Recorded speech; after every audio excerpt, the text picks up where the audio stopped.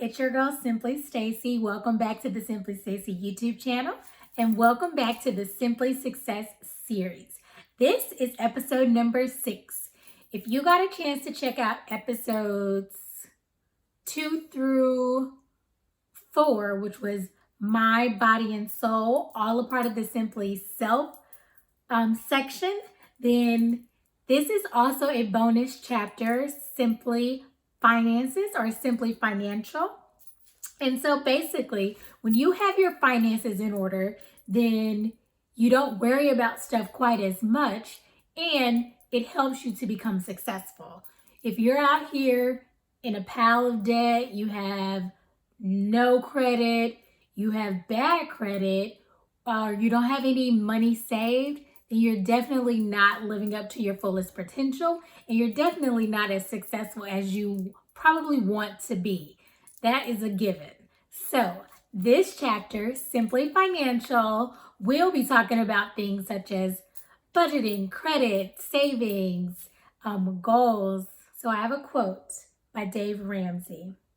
Financial peace isn't the acquisition of stuff. It's learning to live on less than you make so you can give money back and have money to invest. You can't win until you do this. I wholeheartedly agree with this quote. I wholeheartedly believe that what Dave Ramsey is saying is accurate. You cannot be successful if you are in a pile of debt, if you have bad credit, if you are not saving any money, then you're not as successful as you want to be, or you're just not successful in general. Okay, guys, so this Simply Success series basically focuses on all the areas in your life that you need to get control of. And one of those is definitely your finances. We want to be successful, so we want to be doing the best that we can do in every area of our life. We've talked about mind, body, and soul, and now we're talking about our finances because that's also something very personal, and it's not always something, unless you're in a marriage or a relationship in where you share your finances, but that is something, that credit score is attached to your social security number. That debt is probably attached to your name. You could have a shared debt, a co-borrow situation, or a mortgage or something in you and your spouse's name. A lot of times your initial financial identity is tied to yourself. So I like to put this in the category of simply self, and we're talking about your personal finances. So budgeting, how are you with budgeting? Savings, do you have anything saved? How are you really doing with your savings? Do you have goals for savings? Or are you saving sporadically? Or are you doing that on a recurring basis? The other thing is credit. A lot of people don't know exactly what that entails, but I'm going to talk to you about all of that during this next section on Simply Financial. So the first thing we're going to talk about is budgeting. So budgeting always comes with a negative connotation. I have been budgeting for years. I have created tools for budgeting. I'm a financial coach. I have my own business, Simply Services. It is LLC. And I have been coaching people on their particular finances for nearly 10 years now.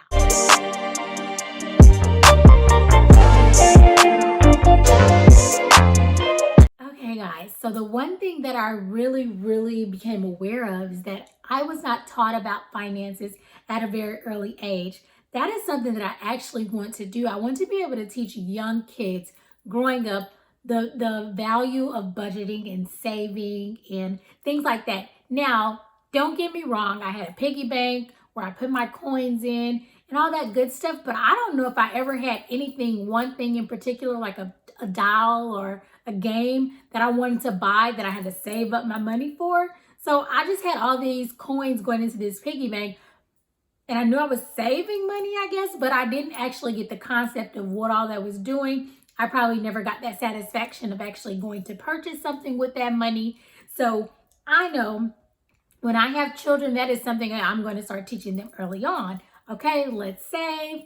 Okay, you only have this much for the week. How are you going to save that until you get it next week? That's what allowance is all about. So I did have an allowance, but honestly, I don't know what I was using that money towards. So I still didn't get the gist of all of finances. So I had some bits and pieces of it, but the rest of the puzzle I had to put together myself.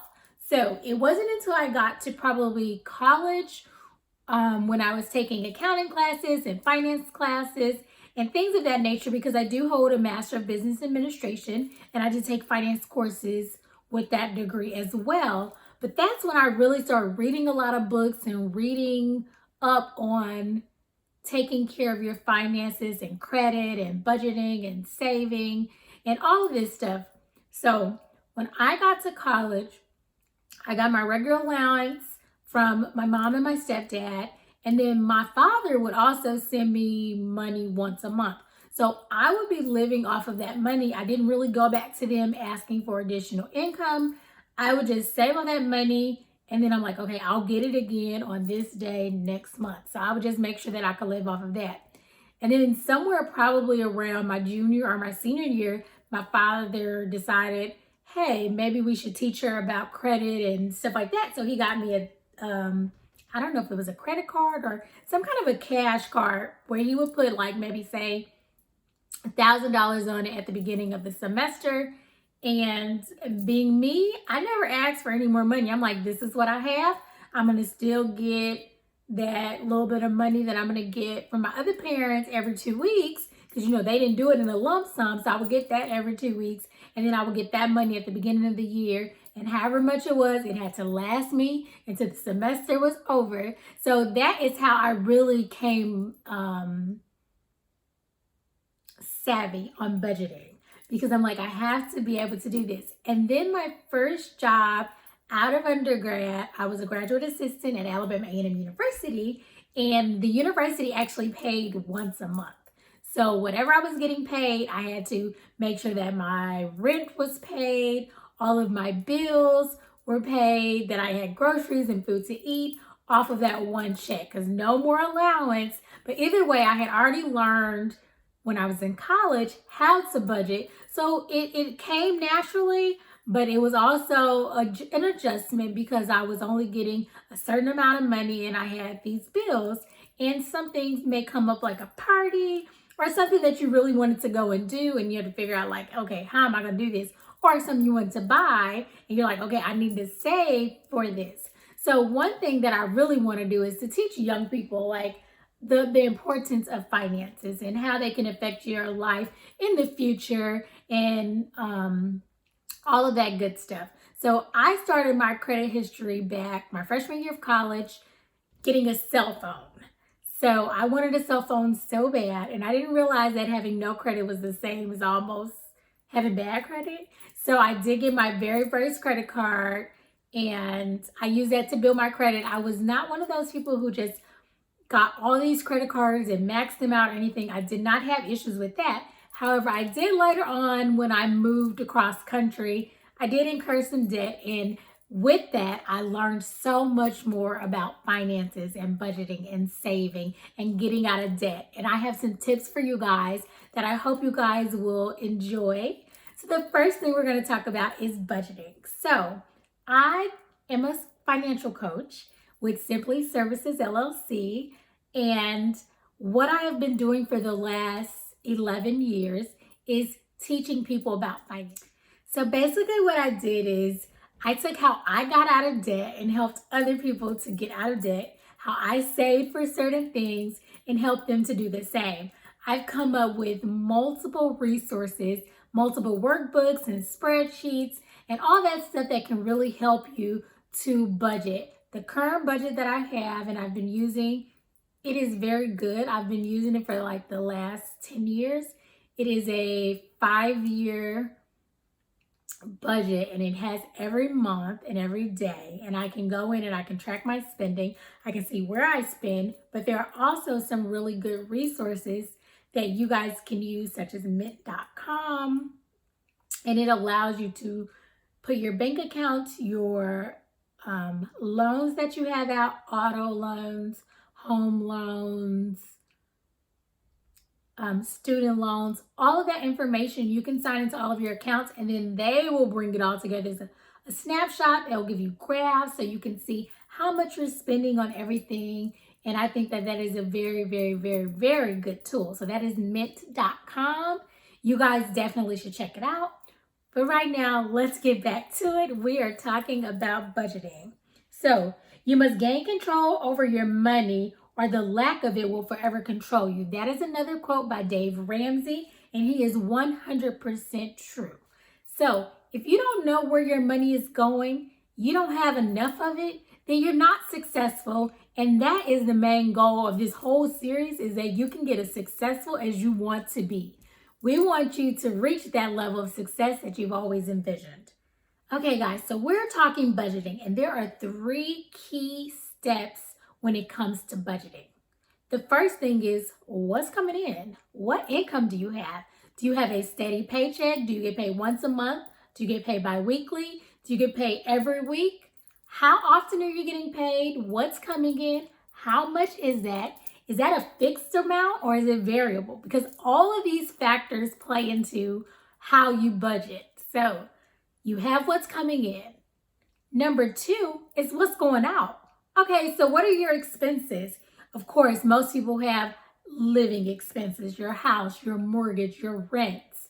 You have automobiles, you have utilities, you have your necessities such as eating and things like that. So you have expenses going out. How much are they? Do you pay them on a monthly basis? Do they come out quarterly? Do you have them on an automatic payment plan, or do you have to make sure that you're going to pay that? So that was number 2, is what's going out, those expenses. And then number 3, you got to compare that, because the truth is, if your expenses are more than what you bring in, your income, then you're living beyond your means. We never want to live beyond our means. So you need to make sure that whatever those expenses are, they are less. They are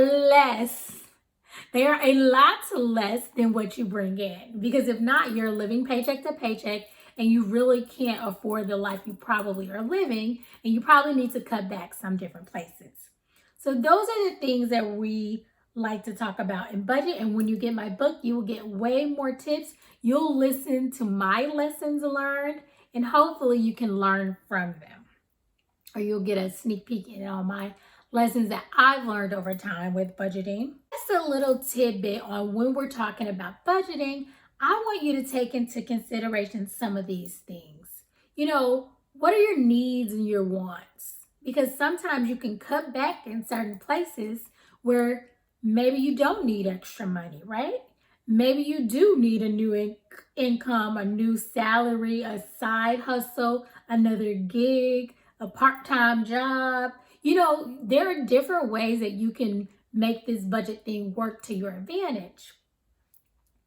So I want to eat at Ocean Prime.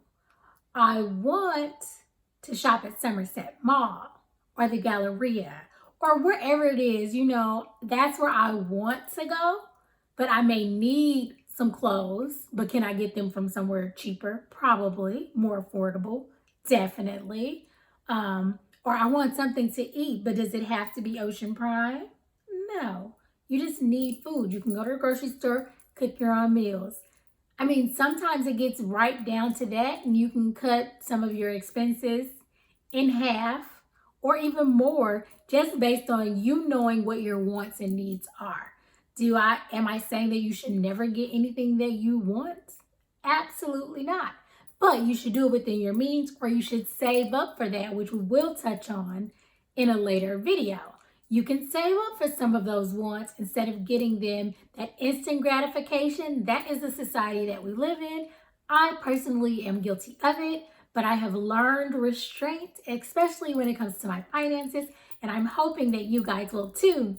You get the book, Simply Success, Defining and Manifesting the Level of Success You've Always Envisioned. I hope you guys can learn that as well. Sometimes you're just going to have to sacrifice some of those things that you want just to make sure that all of your needs are taken care of and that you have something left over. So I have some Simply do's.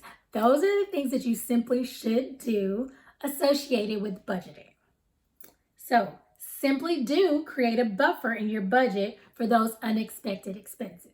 So you can budget all you want and all of a sudden your car breaks down. Or you can budget all you want and all of a sudden you're speeding down the highway and you get a speeding ticket. And those come with costs, right? Those are unexpected costs that you are not calculating, that you're not tracking, because you can be the best budgeter there is and not know everything that may come up. So you want to build a buffer in your budget. You don't want to say everything that I bring in, everything that goes out, my income and expenses are the exact same. No.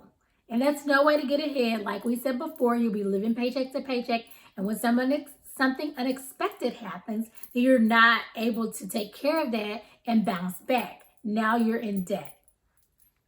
Okay. Another simply do is try to take out enough cash for your entertainment, maybe your meals, and try not to overspend it. This is very hard for me because I never go get cash. So you're just swiping that debit card, you're just swiping that debit card, you're just swiping that debit card, and all of a sudden you're like, wow, I just spent $200.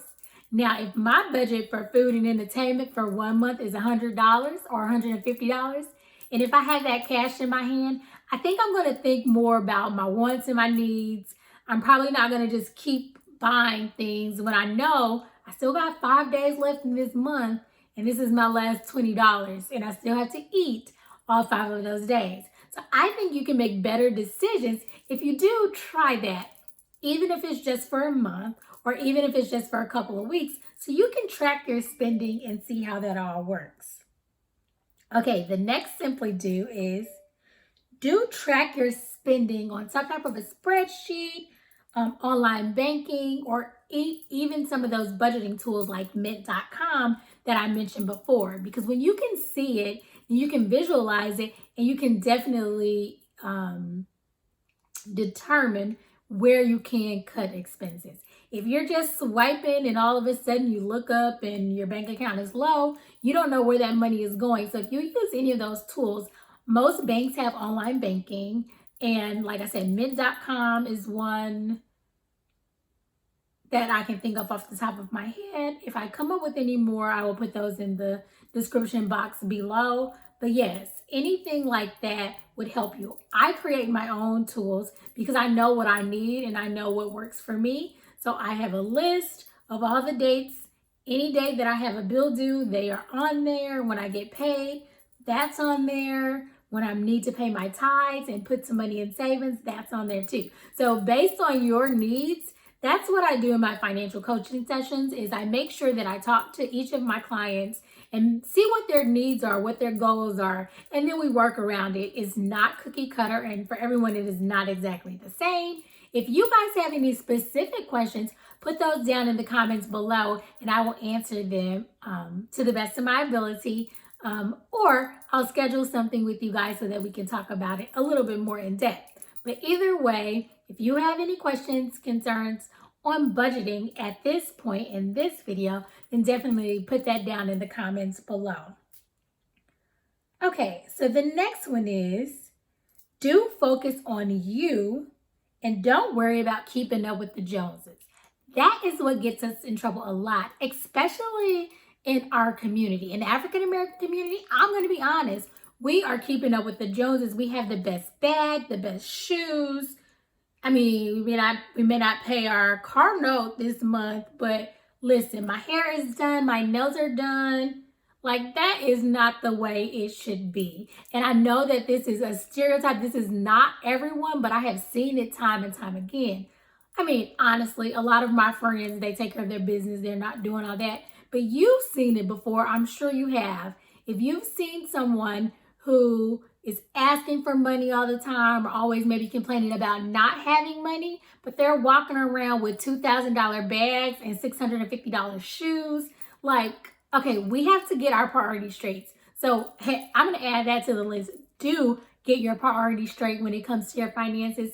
Don't spend money on unnecessary, frivolous things when you don't have that extra money to spend.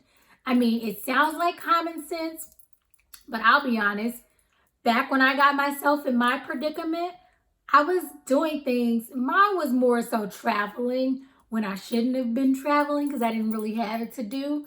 Back when I first was an intern, the times have changed, the tides have turned, and now I can just travel all over the world. But there were times where I would go and take a road trip somewhere, knowing that I probably shouldn't be going because I'm just getting myself digging a bigger hole. But you live and you learn. There are lessons learned in everything that we do. So please make sure that you guys are learning whatever those lessons are so you don't have to repeat them again. Okay. So the next Simply Do is do have goals. Know what your why is. Okay, yes, we're budgeting. Yes, we're saving, but why? Are you saving to buy a house? Are you saving to buy a car? Are you saving just to get out of debt so that you can live a better life because you have more disposable income? What is your why? Are you doing this so that your children can be blessed and have a generational wealth? Is that your reasoning? You need to know what that why is because that is the key when it comes to those wants versus needs. And you're like, oh, I could just get it. But then you're like, no, because I got to do this for my child. Or no, because I got bigger goals and bigger plans. And this setback, I don't want it because I really want that goal down the line. So definitely do know what your why is. And then the last thing I'm going to touch on for budgeting, the last Simply Do, is do keep at it. I mean, you may fall, you may slip and buy something you definitely don't need. But you know what? That's okay. You can course correct and you can keep moving. But it is a process. It is not going to happen overnight. And it gets easier over time. Honestly, I am being 100% honest with you guys. The more you do, the more you practice with your budgeting, the better you get at it. It's kind of easier to say no to certain things. It's kind of easier to be like, oh, well, if I save here, then I can do this later. If you know what your why is, then that's half the battle. So I hope you guys have gotten something out of this talk on budgets and budgeting. And this is part of the Simply Financial. Today we're talking budgets. Tomorrow we'll be talking about credit. And then we're going to be talking about savings. Or we're also going to talk about savings and credit. I don't know which order they're going to go in, whatever hits me, however the mood hits me. But yes, we're going to touch on all of that because it's super, super important. Whether you're starting out, whether you're on your way, whether you're mid-level in your career and in your life, you have a family, whether you're single, finances is huge. It is very, very important, and it can definitely cause you strife down the road if you don't get those things in order right now. Say, for instance, you're single and you get a spouse. Now that spouse has to take on your debt and your credit and all that other stuff. Maybe the two of you can't buy a house or purchase a home because you have all this bad stuff going on. Say you're in a relationship and you do something. Now that is also on your partner, your significant other, your husband, your wife. You don't want that in your life. Say, for instance, you're single and you want to go buy your own home or car.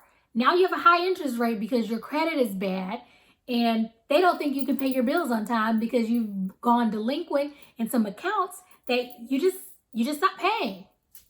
You have student loans. Instead of calling them and get a forbearance or deferment because you can't pay, economic hardship, you just let the bills go. You don't pay them. That will come back to haunt you every time. So I will be 100% honest with you guys. You need to know what your finances are doing. You cannot just ignore them. They will not go away. You need to find out what it is, write it down, take a look at it. It may be discouraging, but you need to know. So until next time, I want you guys to please like, comment, and subscribe. If you want to share this, I really encourage you guys to do so. If you know someone who may need the help, who may not need the help, I think we can all learn from one another. And I would like you guys to share this with as many people as you possibly can, because I want you all to be your simply successful selves. And the only way we can do that is by encouraging each other, sharing our journey, sharing our story. And that's exactly what I want to do today, is share with you guys how you can be better, how you can be a better you, how you can create your own roadmap to success. So, I'm Simply Stacy, and I will catch you guys next time. Do not forget to like, comment, and subscribe. Hit that notification bell so that you can be notified whenever I post a new video. You do not want to miss this series. This is only episode 5, and there is many, many more where that came from. Bye.